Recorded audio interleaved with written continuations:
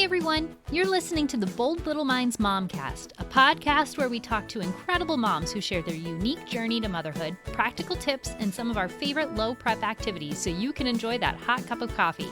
I'm your host, Krissy. I'm a mom of 2 boys. I'm glad you're here with us, so pop in your earbuds and let's have some fun. Thank you so much for joining me for the Bold Little Minds MomCast. My name is Krissy. I am a stay-at-home mom to 2 young boys. This is the second episode, and I am so grateful for an incredible first episode that we had last week. Last week, there was the introduction episode where I shared a little bit of my background, and then we talked to my friend Reem about her story, and I was so honored to have this conversation and be able to share it with all of you. I had some really amazing feedback from you about how relatable so much of her story was, and it really is incredible. So I hope that you have a chance to listen to that if you haven't already. If you did enjoy that episode or my introduction or this one, please take a few moments to subscribe on whatever platform that you listen to podcasts on and leave a rating and review. The rating and review does not have to be very long. You could just leave a quick little, "It was great." And it really does help me to reach other moms so that they can benefit from hearing these stories as well. So I would really appreciate you taking just a few seconds to do that. I've seen so many of you posting online about how your kids are getting ready for back to school. And as a former teacher, back to school has so many emotions for me. And the one that I'm feeling right now is anxious or excited for, or maybe it's just a craving for some routine and structure.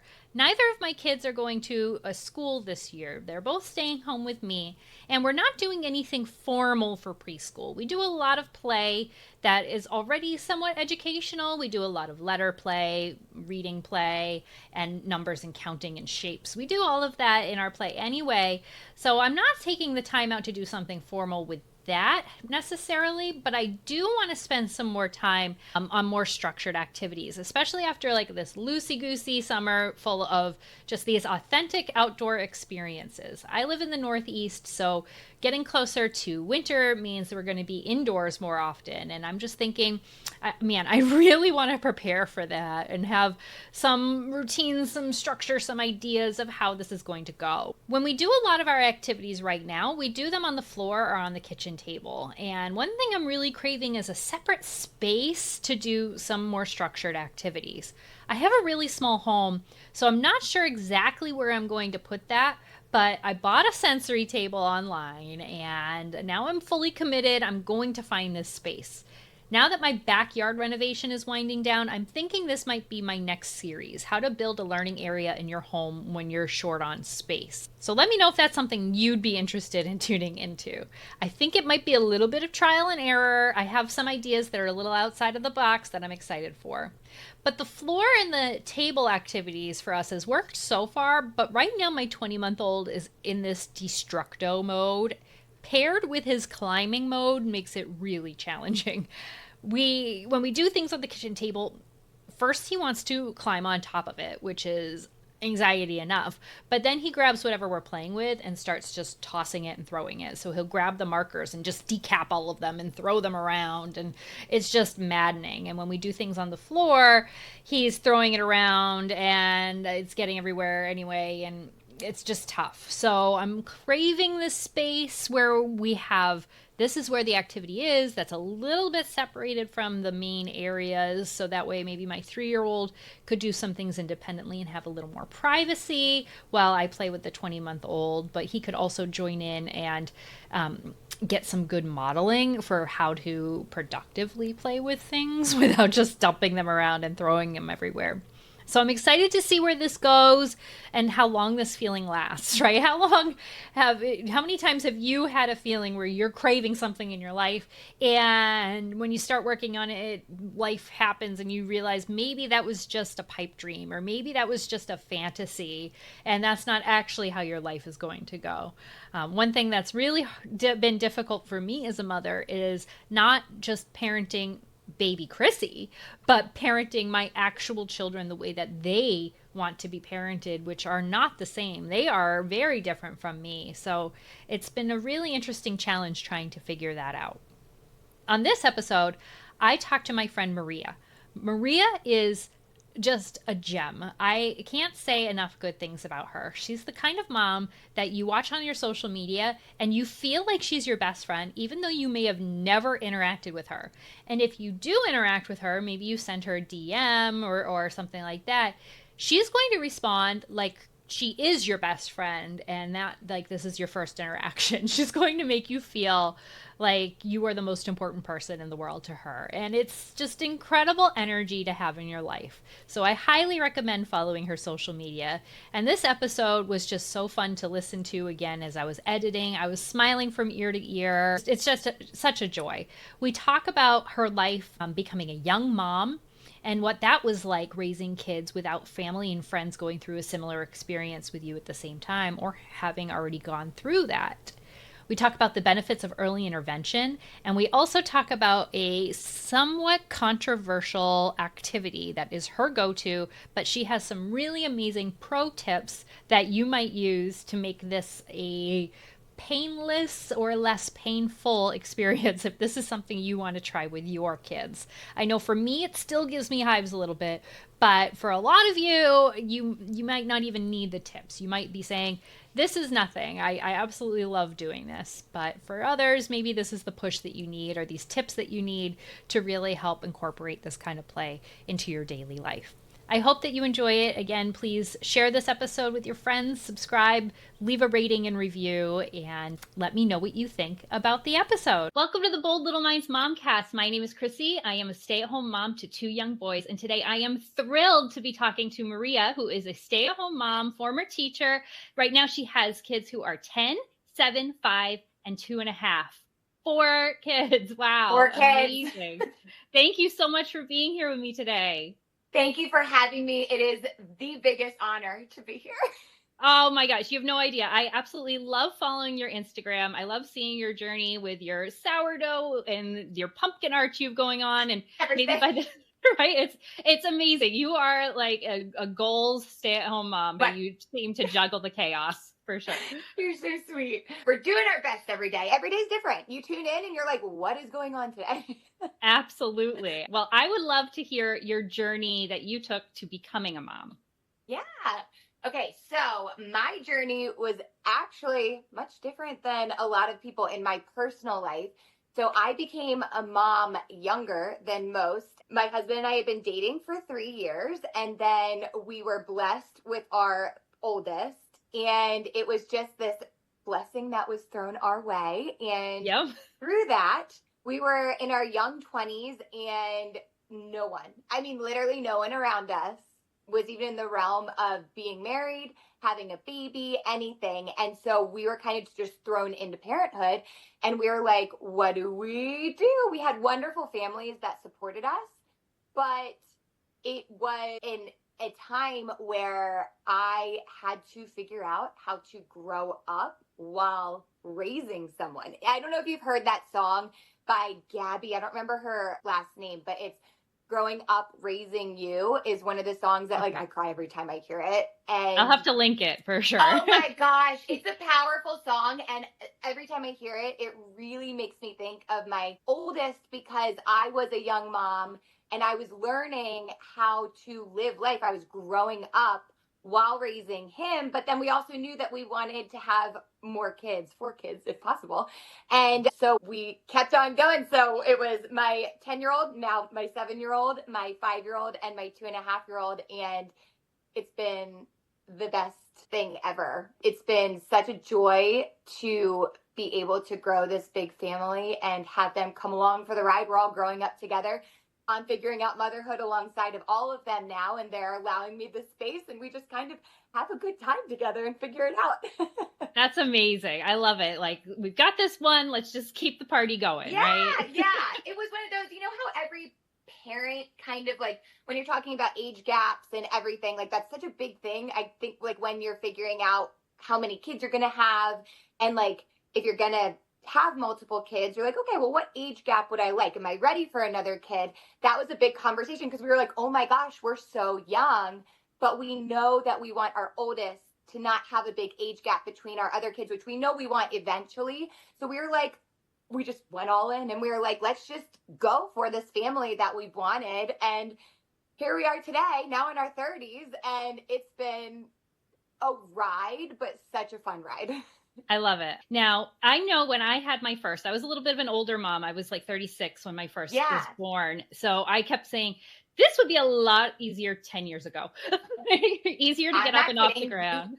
You are onto something. Yeah. Because when I was pregnant with my last, I was entering my 30s, and I was like, this is much harder on my body, just pregnancy-wise. I was like, oh my gosh, when I was in my early 20s having my first, even my second, the energy level was different.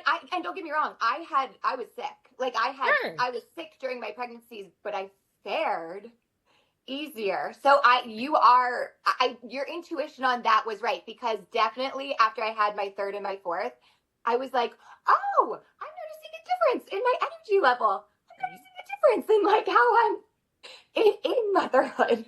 Right. And just like different. Getting up off the ground after tummy time, like your knees, it's all different. It's all crackling. All of my joints are crackling as I'm moving. Yes. So you had a physical advantage perhaps, but I hear you on that support system. I mean, I leaned on my friends who had previous babies to assure me that some of these things were going to end. Like I would sleep again, things like that. It was scary. So did you have family members that you could lean on in those scary moments? You know what? My friends who have been my best friends since high school, they're like the first ones to tell me, like, they're always like, oh my gosh, because now they're mothers. We always talk about how I really just kind of figured it out on my own. And now I am the person that I feel so honored. They all text me because they're like, well, first off, not only did you go through this and have to figure things out by yourself way back when, but you also have 4 kids. Like, you have 4 case studies that you've done. So like, they're like, can I ask you this question? I'm like, yes, please. I would love to be asked. But no, back then I asked my mom, but she was so sweet. She was such a guiding force, but she would also be like, that was 20, like she was like, I was a young mom way back when. This is what we did. So I just dove into parenting books. I mean, everything. It was 10 years ago. So Pinterest was like kind of different, but I really just got books and Googled, but it was definitely hard. And then we moved into the neighborhood that we have now, and this amazing group of neighbors that I just adore, they took me under their wings. They were I think they were in their higher 30s or just about to turn 40, and they just knew what to do, and they just didn't even make me feel less because I didn't know anything. They were just like, let me help you. Let me do this. Like, let me pick them up from preschool this day. Let me do, it was just, I still say to them, they're the people who taught me how to be a friend to another mom. Just like what to do at a very baseline level of like the support that you just give. You don't even ask. Like, you're just like, hey, I'll do this for you. It's so cool. Moms are unreal.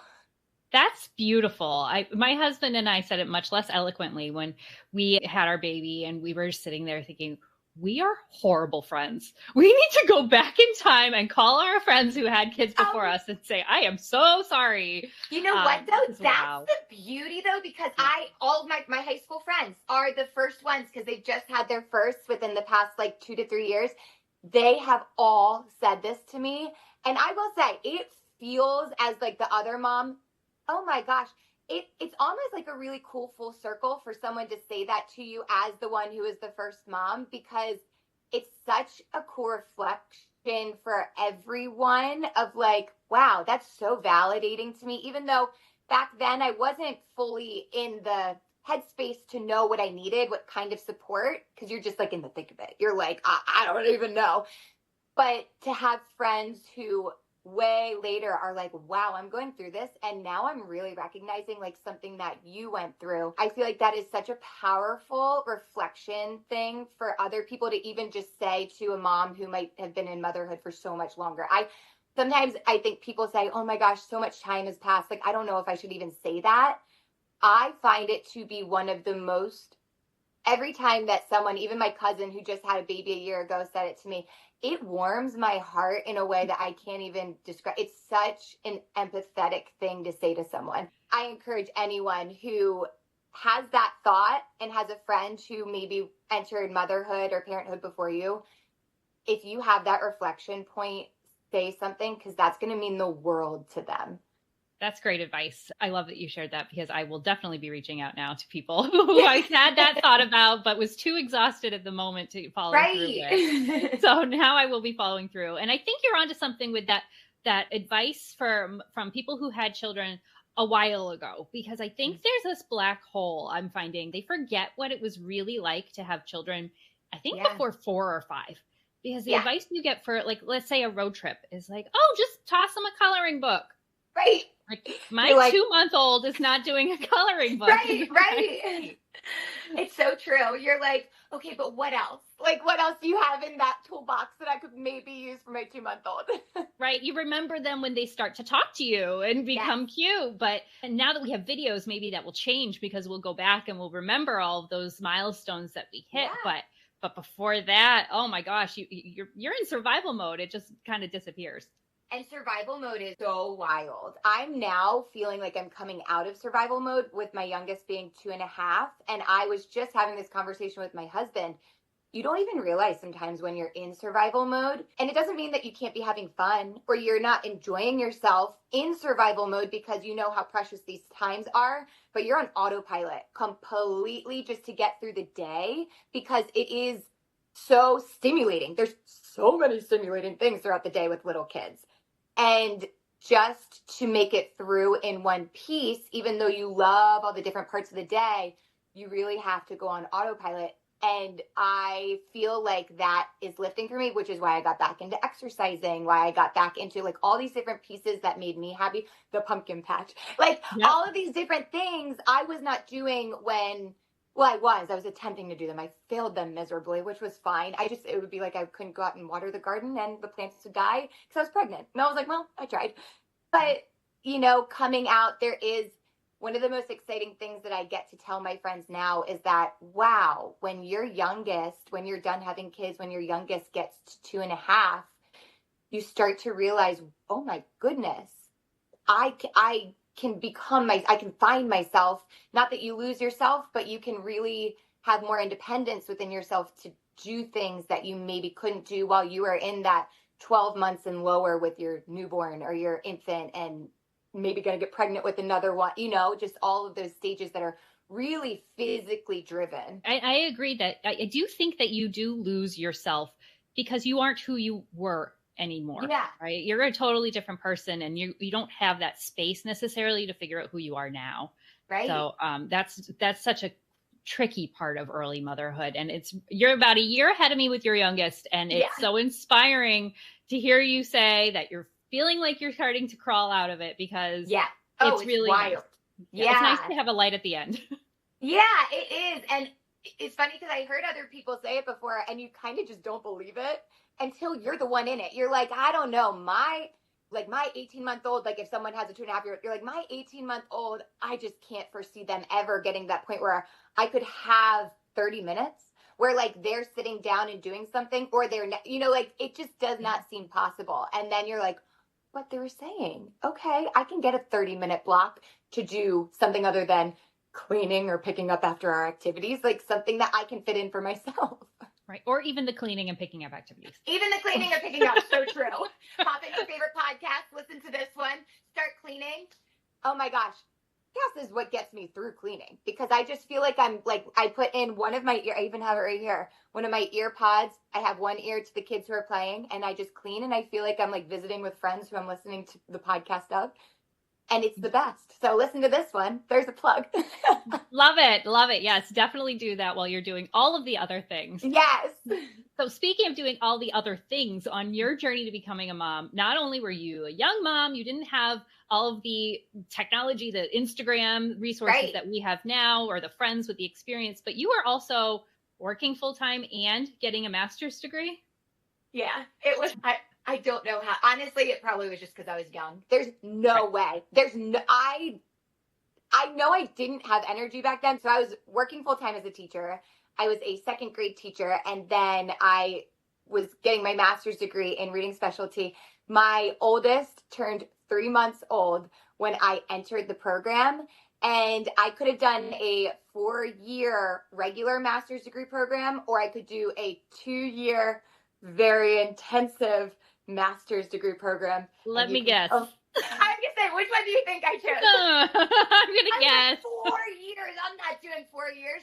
So I, for 24 straight months, did a master's degree, and at the end of that master's degree is when we got pregnant with my second. And so I remember it was like the early stage. I was so sick and I had to fake it.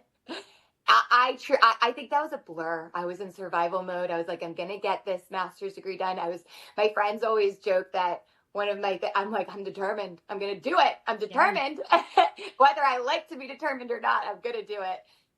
And I could say I did it. I don't know if I would do it again that way, but I did it. That's like your fifth baby. Yeah, you just rolled right into it. Yes. But it was an experience, and it'll be a cool story to tell my kids later on, but I don't think I would I wouldn't enter to get another master's degree. Sure, not recommended. Not a recommended path. Yeah, I'm done. You must have been really early in your career then. Yes. Yeah. So I had been teaching I could have not done it for like 4 years, but I did it 3 years into teaching. So my 3rd and 4th year is when I did the fast track, and I was still figuring out how to be a teacher. Thankfully, it was my 2nd year in 2nd grade. So it was kind of like I kind of knew what to do. That made it a little bit easier for me. But yeah. Wild time. So you were a 2nd grade teacher, but then you were so many other things. You've been a jack of all trades. Tell me about your path and how that changed and how being a mom might have influenced those choices. Oh, yeah. So being a mom is what absolutely influenced it all. So I started my teaching career in 1st grade. 1st grade, that was like my sweet spot. I loved 1st grade. Then I got surplused I was the last hire of that school. So their numbers didn't match. So I was surplus from that school to a different school. The only opening that they had was 2nd grade. Loved 2nd grade. Stayed there. And then they needed a kindergarten teacher. So they were like, all right, go down to kindergarten. Did that. But it was while I was pregnant with my second. And then 1st grade position opened. I had a newborn at home.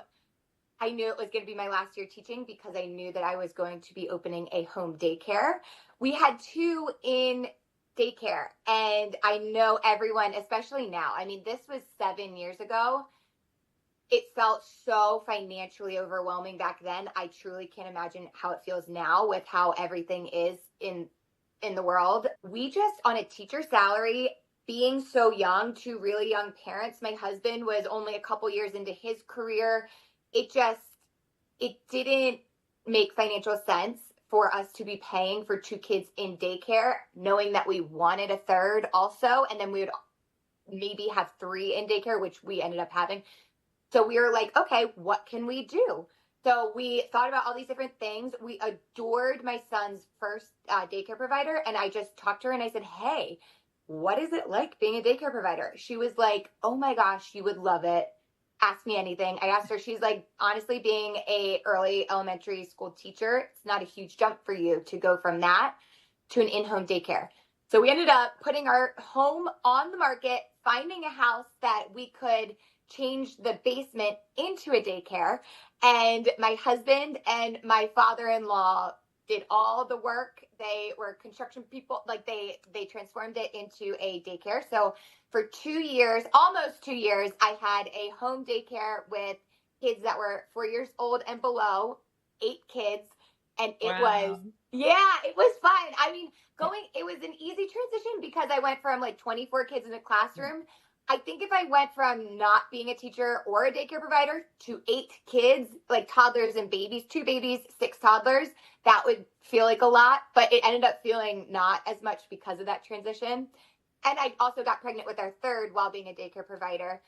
I was a daycare provider to a lot of teachers, so I would have the summer off, which helped a ton. So anyone out there who's trying to be a daycare provider, highly recommend being a daycare provider to teachers, because I just posted it as the teacher calendar. I just said I will have off on spring break, winter break, and then the summer, and they were all like, sounds good. And then they didn't pay me during those times, and it worked out for everyone. So I got to be home with my kids during the summer anyways. But so then COVID hit. And initially, I don't know if you remember it, they shut down all of the daycares initially, like for that, everything. So we were going through that, like, what do we do? And then this is a subplot of it, but Sure. my daughter has a developmental delay, and we already knew, like, she was very therapy intensive at that point. So we were in 3 times a week speech therapy, and then once a week special education therapy. So it was kind of, after a month, they didn't reopen daycares. If you reopened after a month, it was only if you were going to be for, like, healthcare providers. It was a special credential. So my husband and I just had a big talk. We decided that because my daughter just had a lot of needs anyways, that I was going to fill in, I would just not go back on. So I was on unemployment. So it was during that time where we were like, financially, we cannot swing me not working, but we kind of have to because everything's shut down. What do we do? So I went on unemployment until we figured out what to do, and did virtual schooling with my kids and the virtual therapies. And then a local realtor who was our realtor happened to be looking for an assistant. Like, she just was like, business is booming. It was like during that time where everyone was moving because of COVID. Everyone was like, I want the house that I want if I'm going to be stuck at home. Yeah. Business was booming. She was like, I need help. And then my husband saw her and was like, I think Maria would like being a virtual assistant, like a marketing and operations director. She took a chance on me, and I'm so thankful to her. So I worked for her for 2 years, being pretty much, so it's called a marketing and operations manager, but it was a lot of like virtual assistant stuff. I did her social media. I did her phone calls, like anything that was the operations part of being a realtor. I was that. And I learned that I was not pigeonholed in being in education or something to do with kids. That's, I always say to her, like, I attest her taking the leap of faith on me to be a part of her team is what showed me that I don't have to just do something in education to help provide for my family. And that was the coolest thing. So I always say, like, if I go back into the workforce right now, well, I can't because we still have all the kids at home. But like, if I did, I love that role. And I was still doing virtual assistant things up until January, and then life got busy. The kids needed me. I mean, it's almost like all the things. Yeah. And I just really love to do well at my jobs if I am working. And I just kind of sat back and was like, I truly don't have the time in my day to do a job for someone else right now. And if they're paying me, I want to do the best job I can do for them. So it just was one of those where I was like, you know what? This is the time. My husband's like, let's just really focus on the kids. And I've always wanted to just be a stay-at-home mom anyways. So that is what we're doing. We're definitely nickel and diming everything, but that's just what we have to do at this moment. I wish we had more money in the bank, but I wouldn't wish anything different. I love being able to be at home with them and give them my time. And it's a hard job. It's a hard job being a stay-at-home mom, but it is so fulfilling. It's the best. Yeah, it takes a lot of planning, a lot of sacrifice for sure. But it's especially when you have all these exterior factors that are coming into play. It's one thing I wanted to talk about is you are a huge advocate for early intervention supports. And I think that's really important that we talk about that here a little bit. So can you talk about your experience that you've had? I would love nothing more. This is one of my favorite topics. I am neurodivergent. I have ADHD. I was diagnosed in high school. My dad is a neuropsychologist. So he like knows all the ins and outs of your brain. I grew up in a family that was just very pro intervention, whether it be literal regular mental health therapy or it be early intervention for kids and just anything. My dad is a pediatric neuropsychologist, so early intervention for kids is his secret sauce. So I always grew up with just that open mind of like, intervention is so life-changing for people. I just never thought of it in a negative way because I was very lucky to live in a household that was so open about it, them accepting me as I am, and just helping me to flourish within my own ADHD was so helpful to me to understand how to help my own kids. So with that, my oldest has ADHD. My 7-year-old, she is still under the umbrella of developmental delay, but once you turn 8, you go into a formal diagnosis. So we are actually going to get a full neuropsych eval this year to figure out what the delays are. I have my suspicions of it's a language something going on, just understanding of language, but we'll see. And then my third also has a developmental delay. He is 5. He has been in early interventions for 3 years, and they just told me this year in his kindergarten planning that his only part on his IEP right now for school, which is the individualized plan for therapies like occupational therapy, speech therapy, all of that, that his only goal right now is articulation. So he is almost out of his developmental delay. Like, they do not believe that he will be considered a developmental delay, like in that diagnosis anymore for this year, which is super cool. And I attest to early intervention. And then my youngest, this past week, I've noticed that she's had some speech delays going on. And with my other 2 that I noticed early on, I just thought to myself, okay, I need to get her evaluated. So if you're wondering how to get your kid evaluated, this is my most favorite subject. Every single county in America legally has to have something. I don't know if it's called child find, but most places are called something like early intervention. You go onto your public school system's website and you can type in early intervention, or you can even email anyone and say, hi, I'm looking for the early intervention for kids 0 to 4 or 0 to 5, and they will point you in the right direction.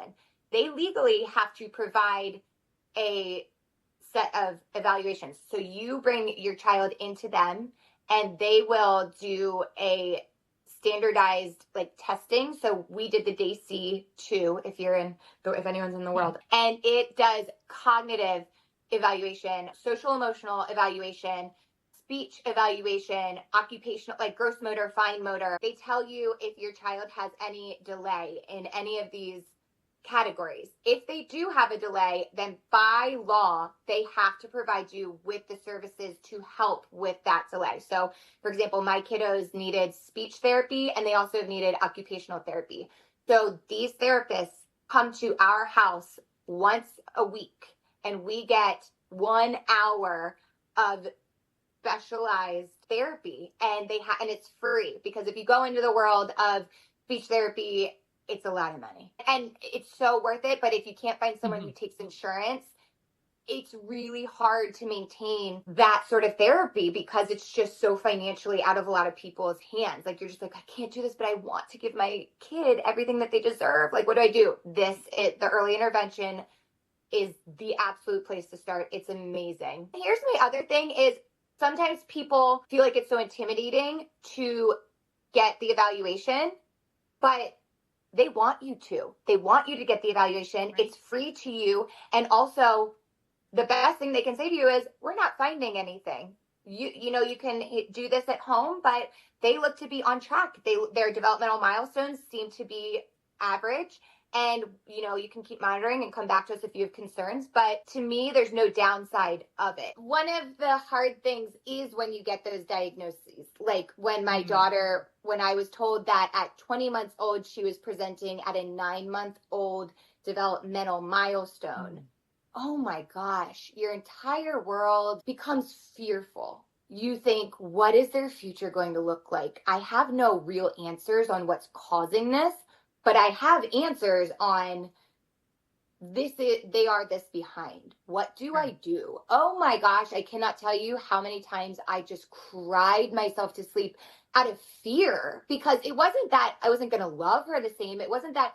It was just, what do I do to help my child have the best chance they can have in this world? And how in the world, at this time, I'm working full time. So I'm like, how in the world am I going to provide this for my child with the non-flexible schedule that I have?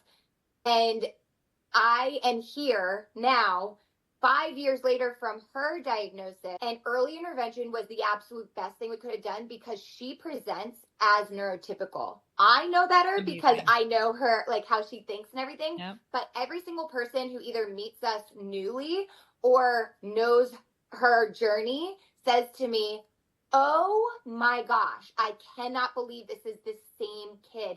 I can't believe, or like someone will say to me, I don't even, are you sure she has like something? And I'm like, yeah, but she's so many tools that she learned from early intervention for her toolbox that she takes with her. It's just a part of her now that she uses these coping mechanisms, these intellectual like all of these different things to help her navigate through life where she can do it. She can do it. And I truly believe if we didn't do early intervention, she would not have had the same life trajectory. It wouldn't have, she wouldn't be where she is. And so when I was seeing that he was starting to be delayed, I remember going through that overwhelm and I cried and I got it out and I felt it to the full, being like, am I going to have 2 kids who might have these, like, it's just the unknown. I just was like, am I going to have 2 kids who really have these disabilities? And I just really felt it to the fullest. And then I was like, got to get in go mode. Like, all right, let's do this. And now he's where he is. And then with my daughter, with my youngest, it was just like, I have seen the magic that these early interventions have done to the point where I was almost like, hallelujah, my youngest gets interventions. She's going to be flourishing. Like, I'm so excited for her. Yeah. Yay. I love early intervention. And I love this success story. I think one of the hardest parts of parenting is feeling helpless and not knowing if you're doing the right thing. And you'll never know. We're never going to know what we screwed up and what we did right. It's just up there. But if you're having the question of, should I reach out and get some help or get another opinion and an expert opinion, just do it. You have nothing to lose and everything to gain. The question's there, then you already have the instinct that this is something. Yeah. And the other worry that some people like think is, well, does this give my kid a paper trail that puts them at a disadvantage in the future? No, it's literally, you just go in to get this information and the information is not used against them in any sort of way. If anything, it just provides them or their future teachers with any sort of understanding. And usually if you're just in it from 0 to 3, which is the infants and toddlers program, it doesn't even travel with them to elementary school because it's like, if it's resolved, because a lot of kids end up just getting those therapies and then test out at 3. That it doesn't have to be like our trajectory where they end up going up into, they still have their IEPs and working through things. So it's a really great resource. That's amazing. I'm so happy you've had so much success about it and how you use your platform to talk about it so much. One thing I want to hear from you, you've got 4 kids. They're all 10 and under. You've got some time now on your hands. You have a lot of experience. I want to hear your go-to activity to get yourself a little bit of time when you need it. And I think yours is a little controversial. I was gonna say, do you know the answer to it? It's in my stories all the time. Right now it hasn't been because we've been on the go. Slime and Play-Doh. So when I had just my oldest 2, I did create a lot of different things for them to do. But as you have more kids, sometimes you just don't have enough hands for everyone's needs. So I was like, how do I make this as simple as possible? So we literally have an entire IKEA bookshelf that is just for Play-Doh and slime. We have mats that the kids are trained on where they go and they'll get this rubber mat that rolls out. And then we just pull out a bucket of slime and they will do slime for literally 45 minutes. I just have them. We also put on songs and they get to be the DJ. So that helps a lot. I'm like, what song do you want now? And then they'll pick and then they play with slime. We also do different textured slime. So we get fancy. We get very fancy with it. There is what do they call it? It's like the foamy slime. We have the slimy slime. Then you can the crackle slime. All different kinds. And then Play-Doh, because we have the Play-Doh like ice cream set and stuff like that. In our house and in the stages of life that we are, simple is where it's at for us. And all of my kids 10 and under gravitate towards slime and Play-Doh. Even my 10-year-old, he's like, okay, I guess it's time for slime now. I'm like, yep, it's time for slime. Just so easy. I love it. And people get scared of slime. You just have to do it right. You have to be successful with it. You have to know, you have to be over top of some sort of hard flooring. Don't do it on carpet. Step one, hard floor. Step one, hard flooring, table. Like you need to have a table that you're doing it at, and then you need to have the mat. If you have the mat, like the rubber mat, you're golden, because the rule is slime on mat. Slime on mat. If it goes anywhere else, the slime goes away. So my kids are trained on, if the slime comes off the table, off the mat, it goes away. Slime time is done. Okay, mean mommy comes out. Yes. Oh my gosh. I am like a drill sergeant. I'm like, we follow these rules. Yep. How old do you think the beginning of this is? Because I'm telling you, my 19-month-old eats everything, and I just can't. Like, I try Play-Doh every now and then, and it's an immediate no every single time. I would say 24 months. Give it, because what my youngest did from 18 months on, we did the homemade Play-Doh because she was an eater. She's like everything in her mouth. And so I just made big batches of Play-Doh. And if she eats it, I mean, I encourage her not to. Right. But if she eats it, it's literally just salt, flour, cream of tartar, and water, So I'm like, okay, the worst things. And then, so that I would say that Play-Doh is just the go-to. They don't really like the taste always. So yeah, but I would say Play-Doh with lots of those toys, just all of those toys. That, and then the other kids can be doing the slime. It works out. It works out. Okay. And now have you found like a trial and error of different varieties, brands? Like, I know I only use like Crayola paints because everything else stains everything. Well, the Play-Doh I now only do are homemade. I used to do like all the other ones, but we were spending, like, the kids would leave it out sometimes and it would get dried up. So I was just like, you know what? I don't care if our homemade Play-Doh gets dried up, because it was like $2 to make and they can eat it. So we just stick with homemade Play-Doh right now. For slime, I am game for whatever slime, because it all brings different elements. Even if it is the cheapest slime ever made, they are like, this is a new slime to me. So no, I'm okay with all slimes, but it's also because of the mat. If I didn't have the mat, I'd probably be more particular. But right now the mat allows for everything. I love it. I love it. Okay. So for all of you out there whose kids aren't going to immediately eat it and your mental health can handle it a little bit, just if you have a small opening of mental health ability to try this out, do it. I'm telling you, you can drink your coffee. You just have to sit with them. That's the thing. You do have to time commit to sitting there. Like, that's not when I'm around, like, doing other things. I definitely, like, sit there and I'll just drink my coffee and just watch them and listen to the songs that they DJ. That's a good tip too. Yeah. Don't go do your dishes in the other room. And then you'll come back to slime on the walls. Right. No, literally. Okay. So now with your 4 kids, we've already talked about how all your friends are using you as this wealth of information, as they should, because you are. I want us to take a situation from the internet, and somebody posted this on Reddit, and I think you have probably had a lot of experience with this, that I would love to hear your take on it. The question is, I feel humiliated even having to post this, and I'm sure the comments will be harsh. I just need some sincere advice from a mother, not me, but the poster, who is struggling. Although, I'm just so tired of everything being a battle, tired of the whining, tired of tantrums, being told no by my child. And it just gets to the point where I get so mad, I just lose control. I hate yelling, and I hate it so much. And I'm feeling like I'm ruining their childhood, and they are ruining my motherhood.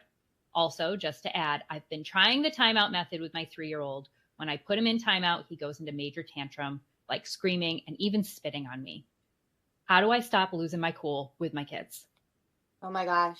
I love this question. I love this so much, because this is something every single parent, you cannot tell me that there's one parent out there who does not feel this way. I mean, and I feel like I was born with a lot of patience.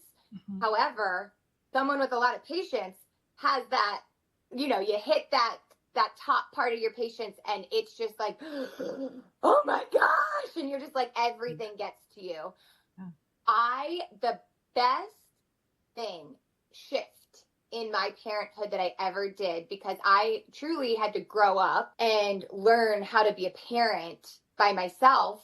And with my older two, I was more of a disciplinarian, where, because it came from my teaching, like, it's just the structure and this is what we do. And if you don't do this, like, if you don't fall into that structure, then something's wrong, per se. And from there, the kids end up, in my experience, my kids ended up, their emotions went off the charts because they're not developmentally old enough to understand why they're not doing something that they should be doing, or if something's too overstimulating, or whatever it is. If there is a battle or something big emotion happening, it is so easy to lose your cool as a mom. It is so easy to feel overstimulated. It is so easy to just everything to snowball. Yeah. And the best thing that someone told me is, think about your child as you.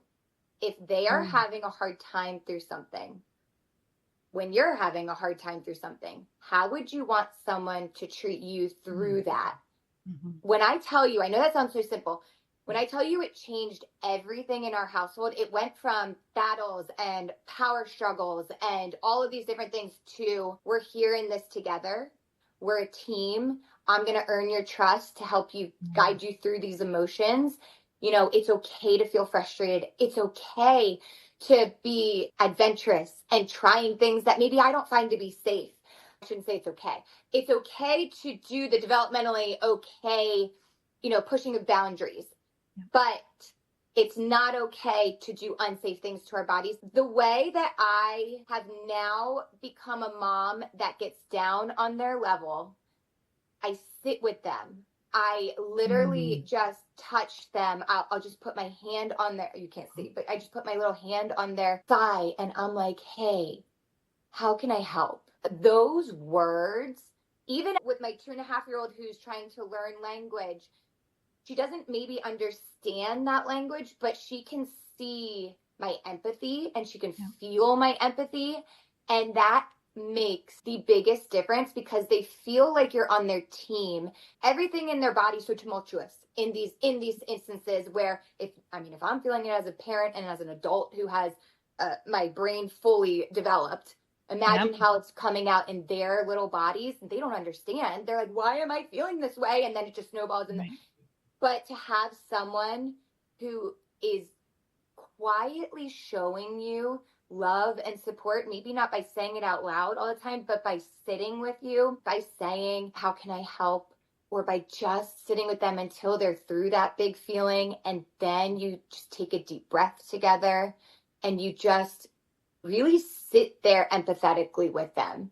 That has transformed our entire way of life in here. Now they know, they just know that that's the way. They know that I am always going to be there with them, even if it's something like, you know, I have a 7 and a 10-year-old where their pushing of boundaries becomes bigger as they get bigger, you know? And so sometimes it's stuff where I'm like, hey, that's really not okay. Whereas it's like, you know, just safety wise or whatever.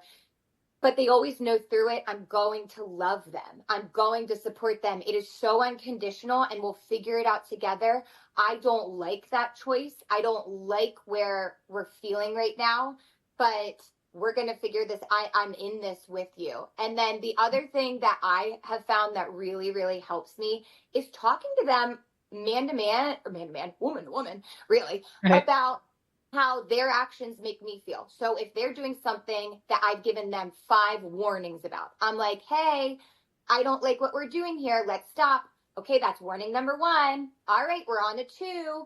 We're on a 3. And then usually when I get to 2, I look at them and I make them look at me and I say, I'm starting to feel really frustrated. I don't like feeling frustrated, but you not listening to me, that makes me really frustrated. And then sometimes, like, my younger ones will be well, my 2.5-year-old doesn't understand that much language, but my 5-year-old, he'll be like he's like, he doesn't understand, but he's like, oh. But then when we get to the point, if, you know, I say that and they're still doing the same thing, and if I have to become that raised voice mom because that's just what it, like, if I'm like, hey, and I become like just very bold about it, I say to them in that, I'm like, do you see how mama's talking right now? I don't like talking like this, but you are not listening to me. And then they, because we talked about it a little bit in their developmentally appropriate way, they have that understanding of temperatures rising. They're like, oh, okay, well, I can see how mama got to this point because she literally told me I'm not listening to her. That's making her frustrated. And now she's at that point where we're at the climax of it. And they start to have that understanding. And it's funny because your older ones will also start to narrate that. They will literally be like my older ones to my younger ones will be like, that's really going to make mama frustrated. I wouldn't do that. I wouldn't do that. Mama's already warned you that she's getting a little frustrated. Do you want mama to get more frustrated? And so it's cute because they start to have this language of their emotions, of people's emotions, and how people get to the emotions that they get to. So I just find over communication to be so important in a developmentally appropriate way. But I also really, just to bring it back to the original poster, find that empathetic part of you of, if you, no matter what, if your kid is crying, think about, put yourself in their shoes for a second. It could be they're crying over they can't get their shoe on. And to us, we're like, oh, that's not something to cry about. Like, it's just a shoe. To them, it's their world in that moment. And so if you can just think to yourself, wow, if I was crying about anything right now and someone walked in and said to me, why are you crying about that? That doesn't matter. Right. That invalidates how you're feeling. And it also makes you get more amped up because you're like, why is someone telling me that how I'm feeling is not okay, or it shouldn't be right? Like, how I'm feeling is not right. So instead of leaning towards that, lean towards sitting next to them being like, yeah, it is frustrating. Like, putting shoes on is hard. Yeah. Do you want my help?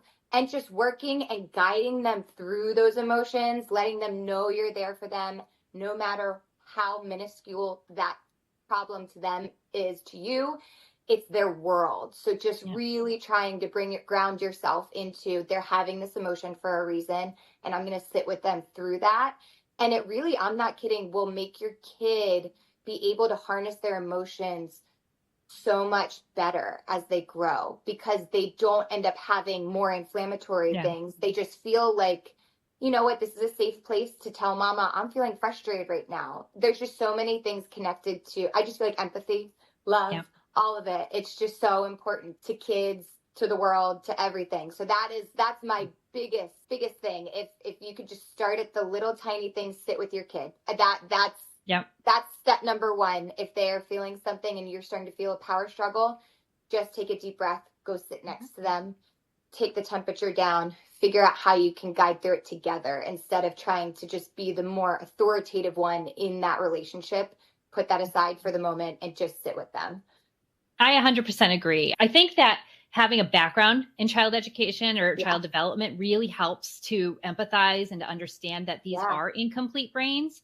So reading a book, or even just the beginning of the book, No Drama Discipline or 5 Principles of Parenting, both of those do a really good job of bringing the developmental research into layman's terms that anybody can understand, and it's readable. So those are really great places to start. Also, the world of OT, I think, is huge here. I mean, I'm hearing this mom say that the 3-year-old spitting. And I know that when my 3-year-old starts to pull my hair, or even my 1.5-year-old, like, the advice doesn't always hold true that you read everywhere for toddlers. They're so incomplete. You can't reason with them. And sometimes even connecting is hard. So I'll just set up the couch cushions and tell them to crash their bodies into it. Right. Yes. Right. Yes. They need to feel the earth. They need to literally be grounded. Truly. And sometimes that's a way that you can't do yourself. They have to just throw themselves into a pillow or take it and toss it across the room. And that's one of our favorite ones that I learned through both my daughter and my son's OTs is heavy. Was it heavy lifting? Heavy work. Heavy work. Thank you. Heavy work. Literally, when we were doing virtual therapies during COVID, our OT literally was like, throw one of your kids into a laundry basket and then have your daughter push them across the room. Yes. And I was like, that's how simple it is. And it reset her entire nervous system. She would just be like, ah, and she'd be like pushing them across. We'd pretend that they were race cars. And she would be so like reset after that. OT is incredible. Yep. Follow all the OT accounts on Instagram. Literally all of them. So good. Well, this has been such an incredible conversation. I really enjoyed talking about your history, your slime, your early intervention advocacy, everything you bring to the table. It's just really incredible. Do you have any big projects coming up or anything that you're working on that you're sharing that you'd like to plug here? Honestly, it's all just motherhood. Every single day, I will say the things that you will see on my account are just truly the organic things that come up and arise throughout the days, the weeks of all the different stages of my kids' lives. I'm like, ooh, I see that maybe something could be better here. Let's try and figure out a solution for that. So I don't have anything planned, but I'm sure there's going to be something coming up that will be happening in my little neck of the internet. Or nook of the internet. Right. I love it. So plug your social media because I'm telling you guys, you need to go follow Maria for the sourdough, the pumpkin arch, the literally everything, all of the mom hacks. You are an inspiring account. I think everyone should follow. You are so sweet. My handle is @PrideAndJoyLife. You can find me on Instagram, mainly Instagram. That's where I am. And then I do have a linked Facebook account. I am just mainly, and I do have a TikTok, but I am not typically on TikTok. I just usually am on Instagram, and Instagram has been my home and where the community is. And I just adore everyone on there. It's truly a community. We just go back and forth, and it's just everyone. It feels like we're in it together, and I love every bit of it. So yeah, follow me and we could be friends. I promise you, I will DM you back because I love when like we all giggle together. Giggling is the best thing of my day. So come join. So important. So important. I love that. If you are interested in sharing your story, please email me at boldlittleminds@gmail.com. I would love to hear your story and share your story with the world as well.